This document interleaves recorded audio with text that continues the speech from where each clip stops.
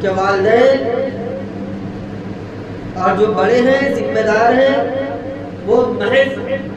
اپنے اعمال کی بنا پر کہ صرف اپنے ذاتی طور پر جو فرائض ان کے اوپر تھے اس کو ادا کر کے وہ جنت میں نہیں جا سکتا، بلکہ ان کو اپنے ماتحتوں کی فکر کرنی ہوگی۔ ماتحت میں جو نوجوان طبقہ ہیں جن کے اوپر ذمہ دار، جن کے اوپر فرائض عائد ہو چکے ہیں، ان کی بھی فکر کرنی ہے، اور امت کا ایک طبقہ جو بچہ ہے،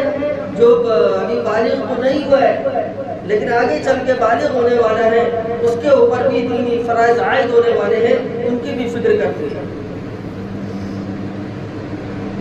تو یہ ذمہ دار طبقہ محض اپنی عبادت اور اپنے فرائض کے ذریعے سے ساری چیزوں سے بری نہیں ہو سکتا، اس کو اپنی عبادت کے علاوہ اپنے جو ماتحتوں کی بھی فکر کرنی ہے۔